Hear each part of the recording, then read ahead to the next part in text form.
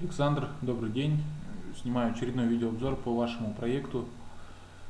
Добавил изменения, которые мы с вами сегодня обговорили.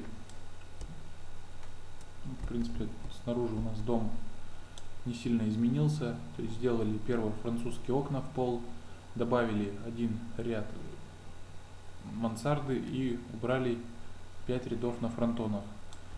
Убрал я не 5 рядов, а 4, потому что если убрать 5 рядов, то крыша получается пологая, и здесь вот, где окно, остается слишком мало места, чтобы потом сделать нормальный наличник.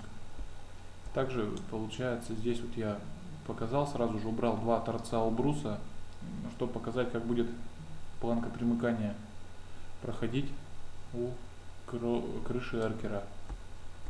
В остальном сруб у нас остался такой же домокомплект по внутренней планировке. Ну вот еще, собственно, вид сзади.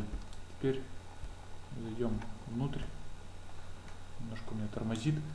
Так, по высотам, то есть от уровня балки до начала стропил 1560 миллиметров.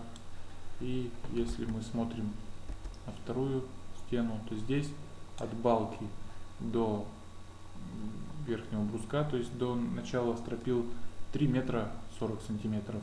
То есть высота достаточная, чтобы по наклонной части утеплить потолок и сделать там для наклонные светильники, либо люстру на подвесах.